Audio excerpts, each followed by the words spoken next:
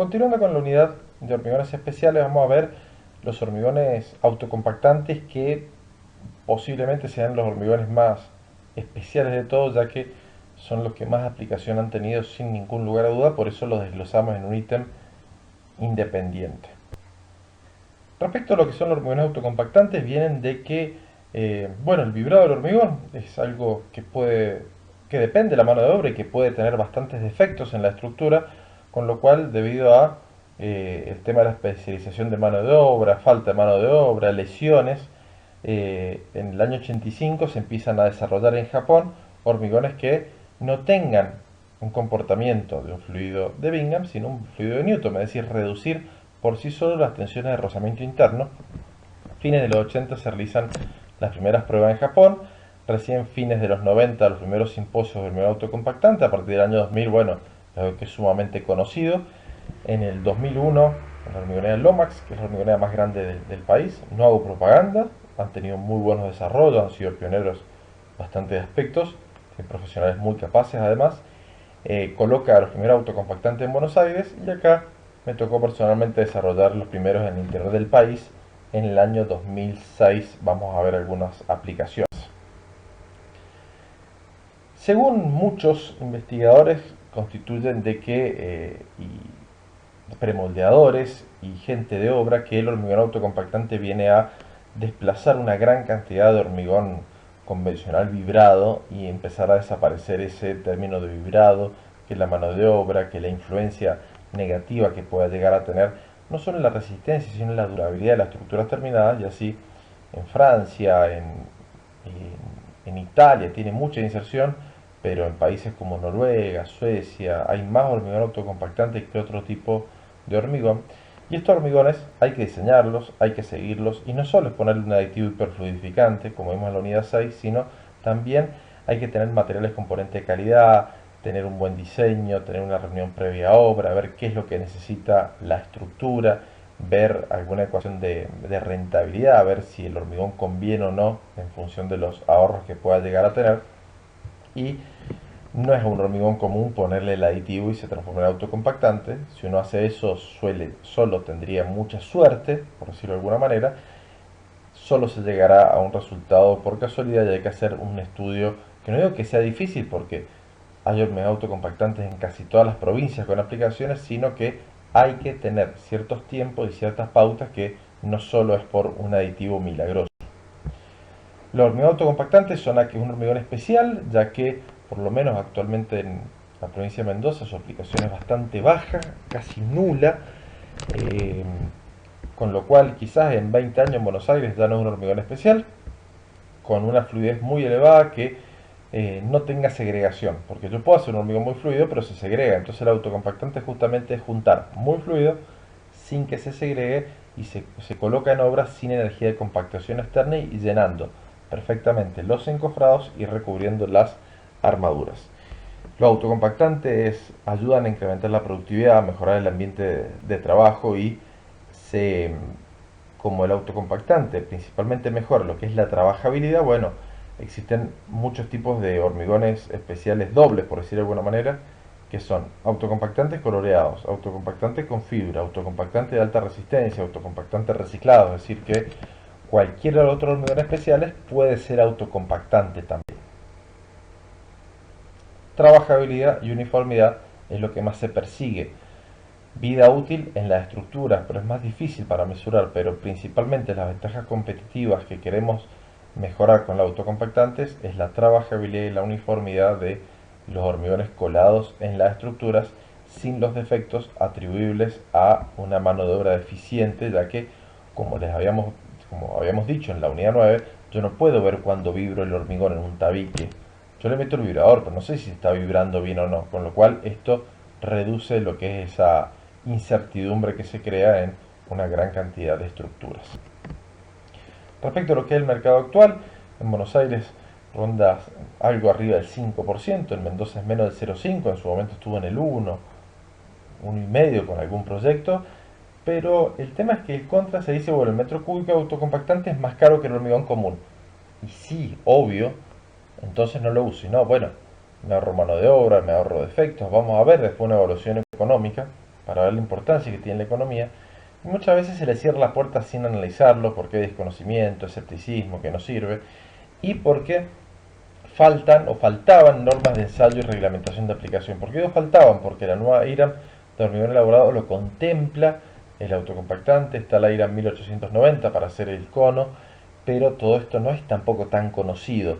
Y el reglamento CIRSOC 201, su próxima versión, seguramente los incluirá, o al menos en sus borradores están incluidos.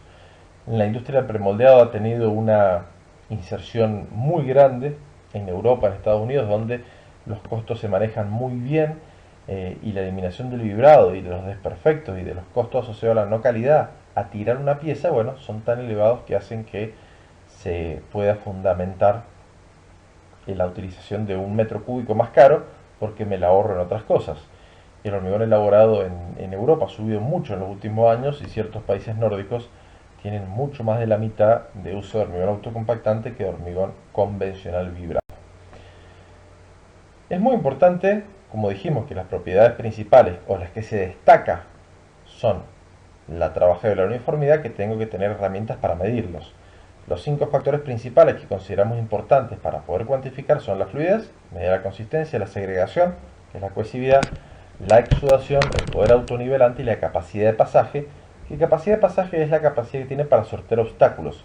Y uno dice, bueno, ¿cómo sortear obstáculos? Y sí, las armaduras, los cambios de sección, el que el hormigón doble solo, a ver, todo eso es lo que se relaciona con capacidad de pasaje. Con lo cual es importante tener ensayos para ir caracterizando en más o menos medida estos diferentes factores. Respecto a lo que son los ensayos, 1890 IRAM fija el extendido de cono de Aram, se puede hacer al derecho o al revés, sumamente común y más fácil hacerlo al revés, se miden los dos diámetros de extendido y se puede determinar el T50, que es desde que uno empieza a subir el cono hasta que pasa por el extendido de 50 milímetros, se mide ese tiempo que puede estar entre 2, 5, 8 segundos, dependiendo del comportamiento que se desee del hormigón autocompactante, y también se puede acompañar mediante lo que se denomina el índice visual, que tal como lo dice es visual, y en función de fotografía uno tiene que ver si está demasiado cohesivo, si está muy segregado, como vamos a ver en algunas fotografías. Acá tiene ejemplos del índice visual o índice de estabilidad, que fíjense, el índice 0 es cuando tengo hasta piedra en el borde, el 1 cuando tengo pasta, que es el más aconsejable entre el 0 y el 1, el 2 cuando tengo ya agua que se libera, es decir, tengo agua de más, y el otro ya es un desastre, cosas que me han pasado en el diseño del autocompactante, fíjense, todo agua y todo segregado sería un índice de estabilidad 3 completamente inaceptable. Lo que me mide es la fluidez, la segregación y también indirectamente la capacidad de exudación, por más que yo no la mido. Respecto al LBOX, todos estos ensayos están en las guías de paso a paso también. Eh, consiste en, y va a estar en la guía de trabajos prácticos, consiste en colocar el hormigón autocompactante en una de las ramas de la rama vertical, se coloca una chapa, que será una compuerta, literalmente, y yo levanto después el hormigón, perdón, la compuerta, el hormigón fluye, pasa a través de las barras que se coloca para ver la capacidad de bloqueo, capacidad de pasaje, también mide lo que es la fluidez y el poder autonivelante y se mide la diferencia de alturas entre dos o tres partes del ensayo en función de la normativa que se tome, y tiene que lograrse lo más horizontal posible, esa es la idea. Si queda mucha pendiente o se bloquea, no va a ser autocompactante porque no me va a llenar adecuadamente los encofrados. La U-Box consiste en colocar en una de las dos ramas de nube el hormigón, hay una compuerta también tiene unas barras, que es la capacidad de pasaje, se levanta la compuerta y se tiene que ver cuál es el poder autonivelante y la capacidad de pasaje que tiene este hormigón, siempre sin ningún esfuerzo externo, ninguna ayuda externa, esto solo con el peso propio. Tiene el J-Ring, también reglamentado por IRAM 1890, hace un año, 2 años, que lo que se hace básicamente es medir el extendido sin el anillo J o anillo japonés, que tiene ciertas configuración de barras lisas, espaciadas y cierto tiempo. Se hace sin, supóngase que da 70 centímetros, se hace con, da 68 centímetros. Esa diferencia de 70 menos 68, es decir, El cono invertido sin y con anillo me da la capacidad de bloqueo, que lo ideal es que esté entre 1 y 5 centímetros. Si da exactamente igual, es capaz que es demasiado poco cohesivo, pero si da más de 5 centímetros la diferencia en hacer el cono invertido con y sin la jaula, indica que puedo llegar a tener una capacidad de bloqueo importante. Acá tiene fotografías de un anillo J arriba a la izquierda, fíjense, alguna obra que hice hace poco.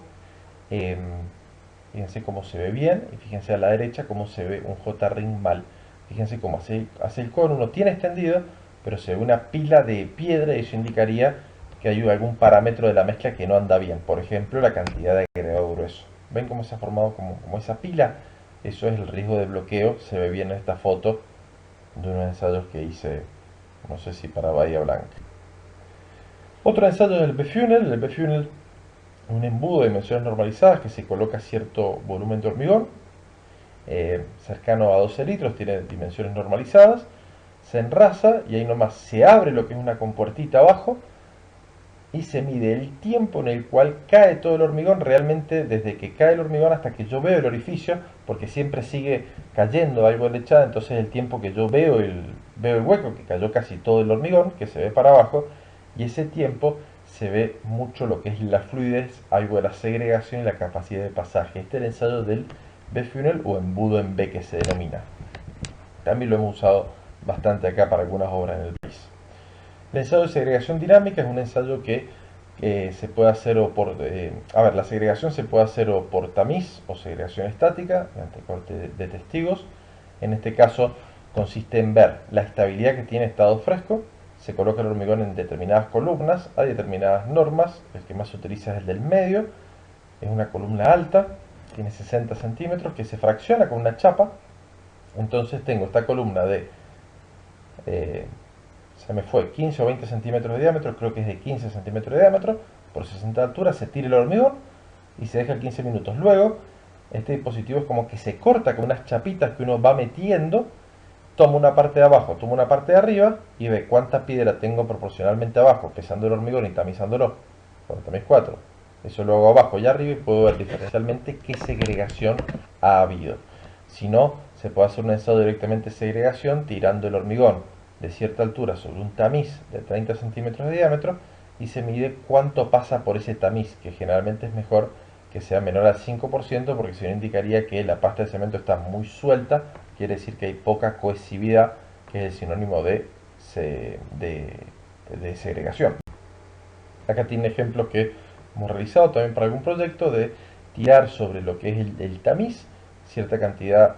Esto no importa, pero hay norma europea, se deja el hormigón en un balde 15 minutos, se tapa y después se tira cerca de 5 kilos sobre un tamiz y se deja 5 minutos en reposo y se pesa cuánto pasa, es decir, cuánta lechada pasa solo por la acción de la gravedad. Si es más del 5 o 7% se considera que es algo segregable, si es menor al 2% que es excesivamente cohesivo. Un ensayo bastante sencillo, salvo que hay que tener el tamiz de 30 centímetros de diámetro, que no es tan usual tener en un laboratorio. Respecto a la segregación estática, se hace mediante corte de testigos de probetas. Fíjense cómo con un índice de estabilidad alto tengo piedra en todos lados, poca segregación, pero en un caso como el 3, toda la piedra se me va para el fondo. Y quizás la probeta me da bien, pero la pasta de cemento arriba voy a tener una muy baja resistencia a la abrasión y es un hormigón que está segregado y que me puede llegar a traer problemas en la compactación porque toda la piedra que iba arriba se distribuyó abajo. Quiere decir que hay una segregación, en este caso mediante corte y pulido o corte nada más de testigos y ver el perfil que se tiene. Respecto a la exudación, es un ensayo que se hace sobre hormigones autocompactantes, hormigones convencionales, pero es importante que los hormigones autocompactantes no exuden demasiado porque si hay mucha exudación medida en este ensayo, hasta me puede exudar el aditivo, como se ve abajo a la izquierda, daría una indicación de inestabilidad, de que le sobra agua y que hay que darle una vuelta más a la mezcla para que sea estable. Hay muchos otros ensayos, la caja de Tajima, el ensayo de Orimet, que es otro parecido al B-Funnel, hay ensayos de aceptación en obra, hay ensayos de estructura a escala real, que se coloca el hormigón por el medio, como se ve a la derecha, y tiene que llenar lo otro solo por la acción de la gravedad. Y bueno, todo esto sirve para caracterizar mezclas, pero los ensayos más corrientes son los que les mencioné recién. el B-Funnel, el extendido principalmente, el J-Ring, el L-Box y los otros, el U-Box, es más difícil para utilizar, y el de segregación, ensayo bastante útil también para complemento. Respecto al estado fresco, eh, a los métodos de transporte o de colocación del hormigón, no existe nada muy, a ver, diferente a un hormigón convencional, nada más que el camión capaz que no puede ir tan cargado. Un camión de 8 metros cúbicos capaz de cargarle 7 metros cúbicos y medio, porque ante cualquier pendiente puede perder hormigón, es verdad, es tan fluido, salvo que el hiperfluidificante se incorpore en obra. Yo he trabajado de las dos maneras, en algunos casos que ya sale de planta como autocompactante, y en otros casos que llega con asentamiento 12, 15, 18 a obra la mezcla, es decir, convencional, y con un aditivo con ciertas dosis, personal capacitado por supuesto, porque si uno se pasa en el aditivo, lo segrega, se transforma en obra en autocompactante ya previamente diseñado. Por eso a veces utilizamos el segundo aditivo en obra, siempre remezclando adecuadamente para que llegue a todo el volumen del hormigón. Respecto a lo que es la colocación, es mucho más fácil, tanto por canaleta se descarga más rápidamente, bombeo, uno puede bajar un camión en la bomba en 5 o 7 minutos, en la mitad que un hormigón convencional, no solo por la facilidad de bombeo, sino porque no tengo que cambiar tantas veces de lugar el manguerón y la pluma, sino con un lugar es suficiente, da mayores altura de bombeo por un equipo dado, disminuye la rotura de los equipos, agiliza la obra, se puede bombear desde la parte inferior, como se ve en la fotografía de abajo a la derecha, que vaya subiendo el hormigón, desplazando el aire. Se puede colocar también por balde, por canaleta, en pisos, pavimentos. Yo no trabajaba en pisos y pavimentos, pero hay experiencias que lo avalan. Se segrega mucho menos, es decir, la altura de caída se permite cerca de 3 veces más de altura de caída que un hormigón convencional. Esto puede ser verificado por ensayo, esto no es un limitante, pero tabiques altos es más efectivo y menos riesgoso hacerlos con autocompactante, que no se vibra que un hormigón convencional vibrado, porque puede haber segregación y dificultad para apreciar o para ver la vibración en el momento. Da un excelente recubrimiento de armaduras, ¿sí? Como se ve en esta fotografía, recubre muy bien, tanto copia el encofrado como recubre las armaduras. Respecto a las presiones de encofrado, da mayores presiones de encofrado, no porque, a ver, la presión del encofrado es hidrostática, es la del agua, es un triángulo de un empuje, pero el hormigón autocompactante lo que tiene es que un tabique se llena en la tercera o cuarta parte de tiempo. ¿Qué significa? Si tengo un tabique de 4 metros de altura con un hormigón convencional, lo coloco, lo vibro, voy a otro lado, coloco, vibro, vuelvo al mismo lugar, coloco la segunda etapa, vibro. ¿Y qué va a pasar? Cuando yo esté terminando de colocar el de arriba, el último, el de abajo, capaz que ya inició el fragua, por lo menos ya ha perdido asentamiento y capacidad para transmitir presiones al encofrado, con lo cual la presión final termina siendo mayor en un hormigón autocompactante, no por el hormigón en sí, sino eh, por la velocidad de llenado, que hace que se presente el triángulo completo de presión hidrostática. Esto significa que hay que trabajar un poquito más en los encofrados, hay que reforzarlos, y eso involucra un costo algo adicional para tabiques, para columnas, el encofrado de hormigón autocompactante. Además que tiene que estar bien sellado sin ninguna fuga, porque es tan fluido que ante una pequeña fuga se me puede ir cantidades de hormigones grandes comparativamente con hormigones convencionales que no se suele escapar del encofrado del hormigón. Con lo cual hay varios ensayos con sensores de presiones que determinan que el hormigón autocompactante puede tener algo más de presión, pero la realidad y el consenso es que tiene mayor velocidad de llenado, con lo cual hay una mayor solicitación en los encofrados. No tanto por el hormigón en sí, sino porque se llena todo de uno. Un tabique o una cisterna que yo normalmente puedo llenar con un hormigón convencional en 5 horas de trabajo, capaz que acá se hace en 45 minutos o en una hora. No es una exageración, es una realidad, con lo cual el perfil de presión hidrostática hace que sea más solicitado por un hormigón autocompactante. Respecto a las propiedades en estado endurecido, tienen un corte de un hormigón convencional y un hormigón autocompactante. El hormigón autocompactante tiene más pasta, tiene menos agregado y generalmente tiene agregado más chico, tamaños de media pulgada, es el preferido, o de 19 milímetros, aunque algunos no lo recomiendan, yo lo he trabajado muchas veces, y al tener más pasta va a tener mayor fenómeno de contracción, que uno tiene que convivir con eso, no es que sea una debilidad, tiene más pasta, tiene menos piedra, con lo cual va a localizar menos lo que es la contracción. Para pasarlo sencillo, a ver, un piso autocompactante llevaría juntas más próximas que un piso de hormigón convencional. Con lo cual vamos a estudiar diferentes propiedades del hormigón a estado endurecido para ver algunas fotografías y diagramas partiendo de la resistencia. La evolución de resistencias que yo he encontrado, por lo menos entre hormigones autocompactantes y hormigones convencionales, es exactamente la misma. ¿Qué quiere decir? Que no es mejor para habilitar antes, no es peor, no es nada, es lo mismo desde el punto de vista de habilitación de estructuras o desde el punto de vista de aplicación de curado acelerados como curado a vapor. Lo que sí es importante tener en cuenta es que el módulo de elasticidad es menor, de un 10 a un 15% menos, y en estructuras como dovelas prefabricadas para los generadores, que además que la piedra es chiquita, de media pulgada, y además que tengo más pasta por ser autocompactante, a veces se complica llegar con ciertos materiales a altos módulos de elasticidad. En este caso, el módulo de elasticidad estático y dinámico baja cerca de un 10 o un 15%, es decir, cerca de 3 a 4 gigapascales de un hormigón de igualdad resistencia, pero convencional, por el tema de la pasta. Ya hemos visto que mientras más piedra, más módulo de elasticidad tengo. Y mientras el tamaño de la piedra es mayor, también eso ayuda. Entonces, hay que tener en cuenta desde el punto de vista mecánico este aspecto. No es bueno o malo, hay que tenerlo en cuenta.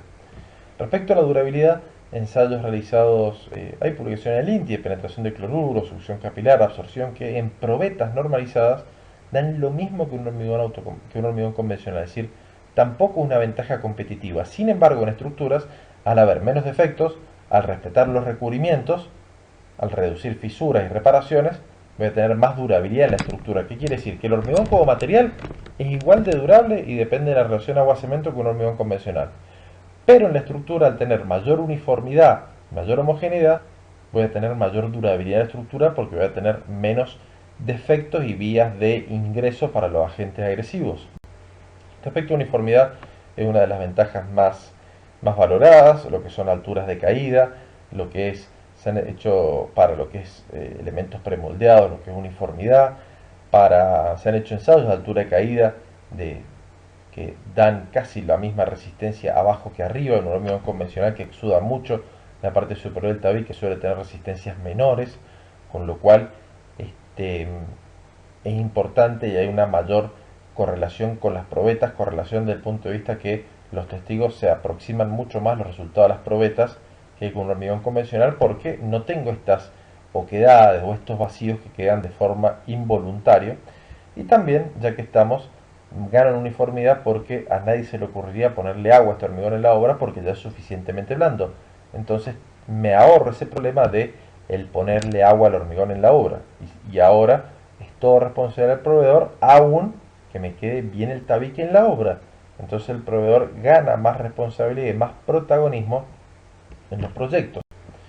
Respecto a las variaciones dimensionales, tanto lo que es contracción por secado como creep sube un 20, un 30%. ¿Por qué? Porque tiene más pasta, tiene más cemento, tiene algo más de agua que un hormigón convencional, a igualdad de relación agua-cemento, y todo eso hace que tenga mayores variaciones dimensionales. Y hay que considerarlo también como coeficiente, hay que tenerlo en cuenta, como dijimos anteriormente. Comportamiento de hormigón autocompactante en estructuras. Hemos hecho ensayos en la Universidad Nacional de Cuyo de hace años ya de estructuras mixtas, de pórticos con autocompactantes, y se vio que la respuesta estructural de un hormigón convencional y un hormigón autocompactante es igual, es decir, no es que es mejor o peor, al igual que en durabilidad no es mejor o peor, es igual, con lo cual en lo que se distingue es el estado fresco, y el estado endurecido está mucho más garantizado en la estructura por la reducción de defectos involuntarios que pueden aparecer. Terminación superficial es de lo más valorado, tanto en premoldeado como en hormigones visto arquitectónicos, ya que copia la forma de los encofrados. Ojo, si tengo un encofrado malo, me va a quedar más feo que un hormigón convencional, pero si tengo un encofrado bueno, me puede quedar con calidades insuperables desde el punto de vista de hormigón visto, como se ve en este altar de una iglesia en Noruega, abajo a la izquierda, en puentes a la derecha. Fíjense cómo copia perfectamente lo que es el encofrado y la veta de la madera. La de la izquierda es un caso conocido que aparece en varios videos, en la cual se hizo un diseño con encofrados con goma espuma, con goma eva, y luego se desencofró y quedaron esas formas directamente en un altar. Como les digo, las calidades de hormigón visto y reducción de reparaciones es notable. Con lo cual, el autocompactante hay que considerarlo en toda la etapa del proyecto. El arquitecto puede diseñar casi cualquier forma, el ingeniero calculista puede disponer su armadura sin temor a que no lo voy a vibrar bien porque no me va a entrar el vibrador. Se puede reducir el volumen de hormigón aprovechando la sobreresistencia del hormigón porque muchas veces es más resistente que los hormigones convencionalmente empleados, al menos acá en el medio. Se garantiza una obra de calidad ya sin tanta conflictividad y el cliente va a tener algo mejor estéticamente, más resistente, más durable y posiblemente más económico si se hace adecuadamente un adecuado análisis de costos. Respecto a lo que es el diseño o dosificación de autocompactantes, no hay métodos tan aceptados mundialmente como el método del ACI 211 para el que vimos el trabajo de dosificación de hormigón, es decir, no es válido para acá.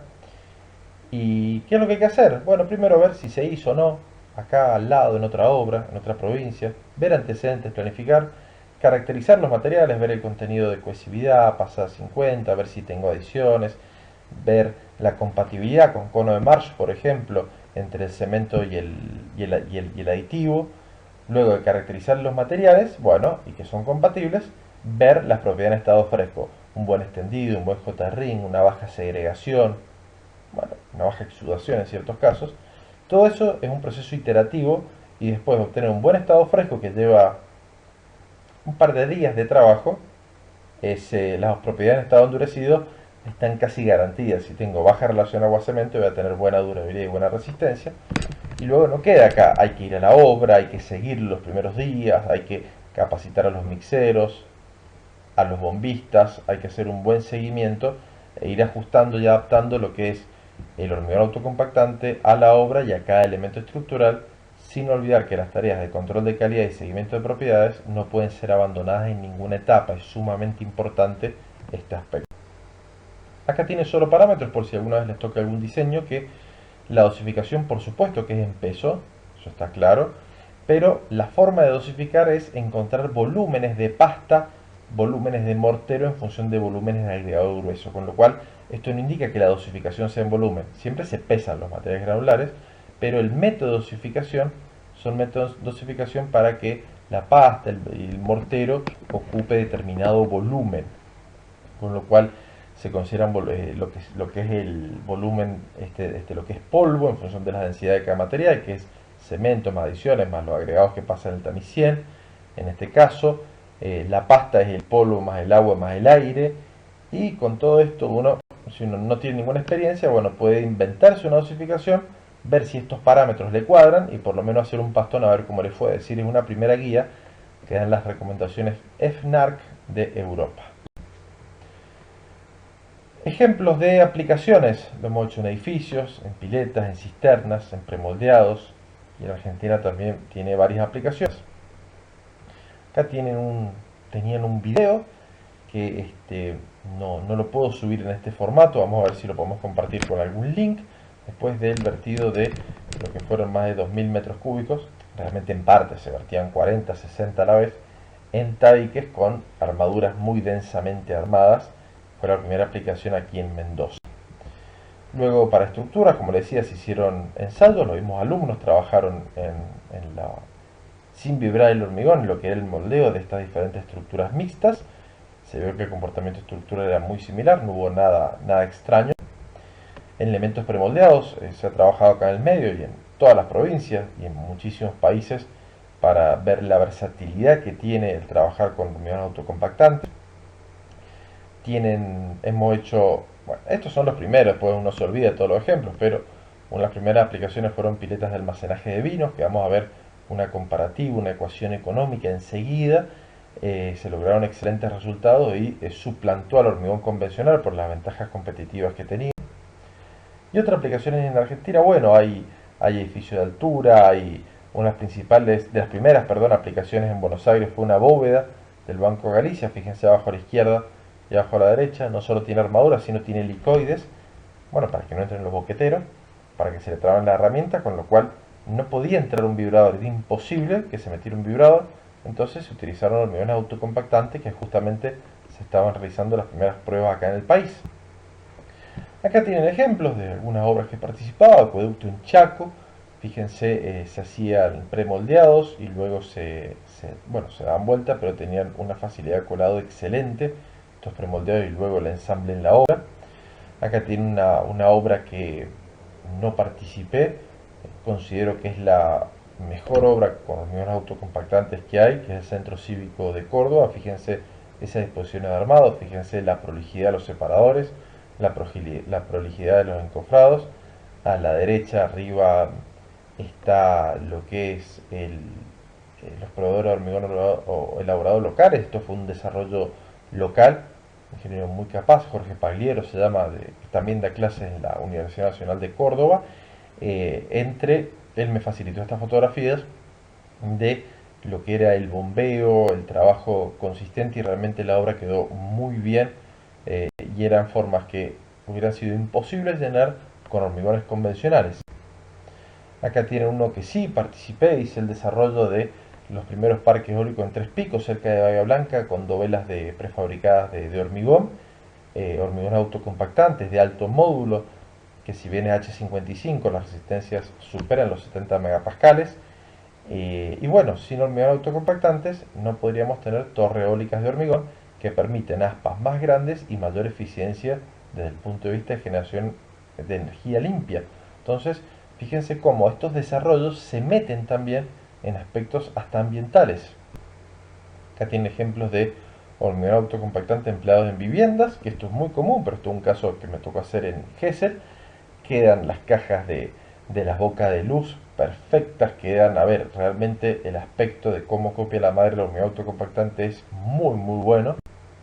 Con lo cual, esos son ejemplos para que ustedes vean. Pero, eh, bueno, el por qué, si un metro cúbico de un hormigón autocompactante es más caro que un metro cúbico de hormigón elaborado convencional, ¿por qué es que cada vez en el mundo se usa más? Bueno, en Mendoza a veces una isla, pero ¿por qué en Buenos Aires, en Rosario, en los países del mundo cada vez se emplea más? Lo veremos en la próxima presentación para concluir este tema y arrancar con otros hormigones especiales para que no se haga tan largo.